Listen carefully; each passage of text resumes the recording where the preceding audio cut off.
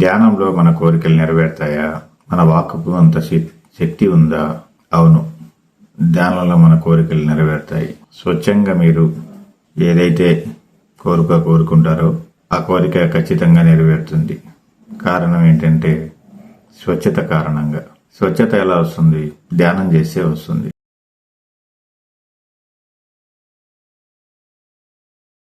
ధ్యానం వల్ల పవిత్రులుగా మారతారు.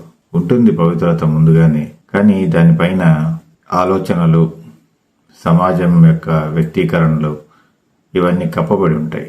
అందువల్ల స్వచ్ఛత కనపడదు, స్వచ్ఛత ప్రకాశించదు. అది ప్రకాశించకుండా చెత్తంతా కప్పబడి ఉంటుంది.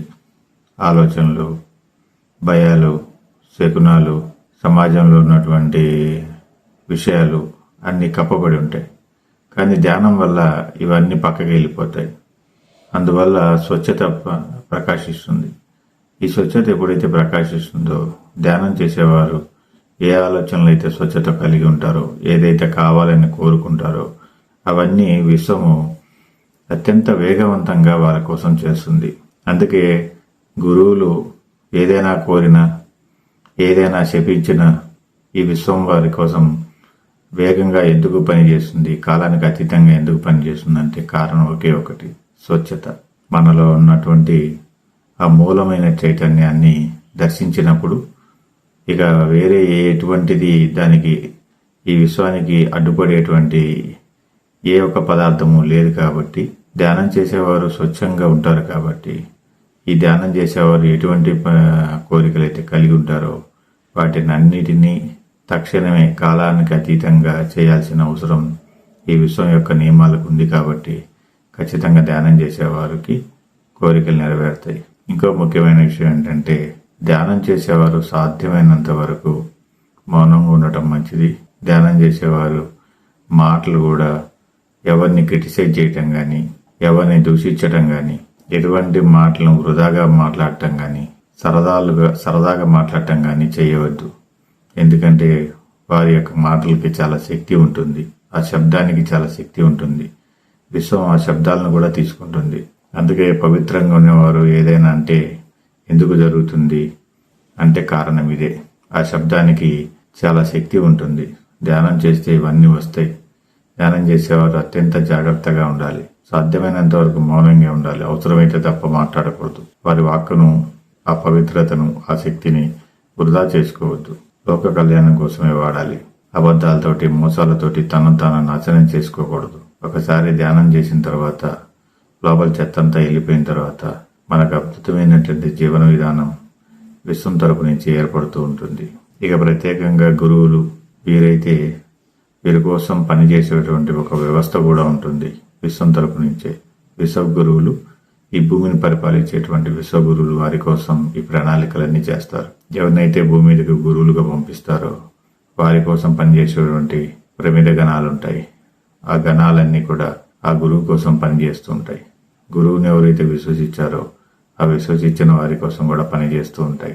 అందుకని ఎందుకు పనిచేస్తుంటాయంటే గురువు ఎంతో శక్తివంతమైనటువంటి మహిమను భూమి మీదకి తీసుకొని వచ్చి తనను తాను మళ్ళీ ఆత్మసాక్షాత్కారం కలిగించుకున్న తర్వాత నుంచి ఈ శక్తి ప్రారంభమవుతూ ఉంటుంది.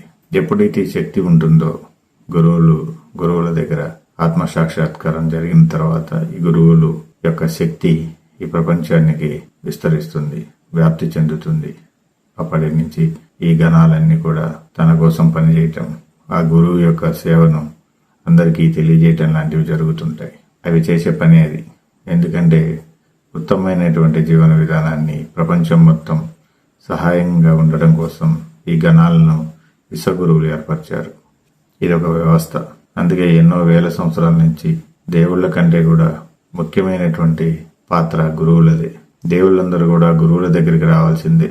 వారు మాత్రమే ఈ విశ్వంలో సమర్థవంతంగా పని చేయగలరు. ఇవన్నీ నేను అనుభవపూర్వకంగా మా గురువు గారిని పట్టుకున్న తర్వాత ఇవన్నీ నేను స్వయంగా అనుభవించాను. నా సాధనలో ఎప్పుడు అడ్డంకులు వచ్చినా గురువును తలుచుకోగానే చాలా శక్తివంతంగా ముందుకెళ్లేవాడిని. అలాగనే నేను 68 స్టేటస్లు దాటే దాంట్లో ఏవైతే ముఖ్యమైనవో ధ్యాన స్థితిలో అవన్నీ దాటాను. కారణం ఒకే ఒకటి, గురువుకు పూర్తిగా శరణాగతి. అందువల్ల ఇది సాధ్యమైంది. శరణాగతి ఉంటే ఖచ్చితంగా ఏదైనా సాధించవచ్చు. శరణాగతి వల్లే శాంతి లభిస్తుంది. మొట్టమొదట గురువుకు శరణాగతి ఉన్నా తర్వాత తనకు తాను శరణాగతి ఉండాలి. ఈ మత గ్రంథాలు, ఈ శాస్త్రాలు ఇవన్నీ పక్కన పెట్టేసేయండి. మీలోనే ఒక అద్భుతమైనటువంటి జీవ గ్రంథం ఉంది. ఆ జీవ గ్రంథం ఏమైతే చెప్తుందో అదే చేయండి. అది చెప్పే ఒకే ఒక మాట ఏంటంటే మీకు మీరు శరణాగతి అవ్వండి. అంటే నేనే శరణాగతి. ఒక ధ్యానం అనే మహత్తరమైనటువంటి జీవన విధానానికి శరణాగతి అనేది ఎంత తోడ్పడుతుందంటే అంత తోడ్పడుతుంది. కొంత స్థాయి తర్వాత శరణాగతి లేదు, జ్ఞానం లేదు, పరిపాలన లేదు, మహిమ లేదు, శక్తి లేదు.